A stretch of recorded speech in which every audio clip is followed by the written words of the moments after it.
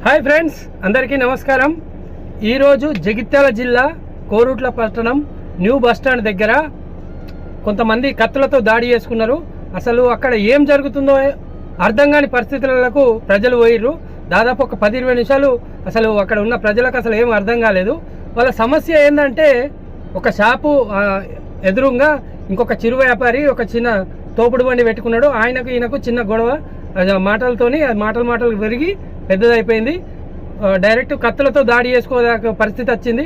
అక్కడ ఏం జరుగుతుందో అని చెప్పి ప్రజలందరూ కూడా అయోమయంలోకి వెళ్ళిపోయారు. ఎవరికి కూడా ఏం అర్థం కాని పరిస్థితి ఉండే. అయితే విషయం ఏంటంటే, వెంటనే పోలీసు వాళ్ళకి సమాచారం ఇచ్చారు. పోలీసు వాళ్ళు వచ్చేసి ఎవరైతే గాయపడ్డ వ్యక్తి ఉన్నారో అతన్ని హాస్పిటల్కి తీసుకుపోయే ప్రయత్నం చేశారు. అయితే విషయం ఏంటంటే, ఇవాళ రేపు ఏదైనా సమస్య ఉంటే మనం కూర్చొని మాట్లాడుకోడు. గతం లెక్క ఒక్కడ కూర్చొని ఒక పెద్ద మనుషులు పిలుచుకొని మాట్లాడు ఉండేది. కానీ ఇప్పుడు అవన్నీ లేవు. అంటే నేను నిన్ను కొట్టాలి, నువ్వు నన్ను కొట్టాలి, లేకపోతే ఒక్కళ్ళని చంపేయాలి. అదే అయిపోయింది. చంపేసినా కానీ ఆడేంటంటే మా అంటే 2-3 నెలలలో మళ్ళీ బయటకు వచ్చేస్తా అనే ఒక భావనలకు పబ్లిక్ వెళ్ళిపోయారు. మరి ఈ పరిస్థితులు ఇంకా ముందు ఎలాంటి పరిస్థితులకు దారితీస్తుందో అని చెప్పి ప్రజలంతా భయాందోళనలు ఉన్నారు. పబ్లిక్ అంటే జనరేషన్ కూడా అట్లా మారిపోయింది.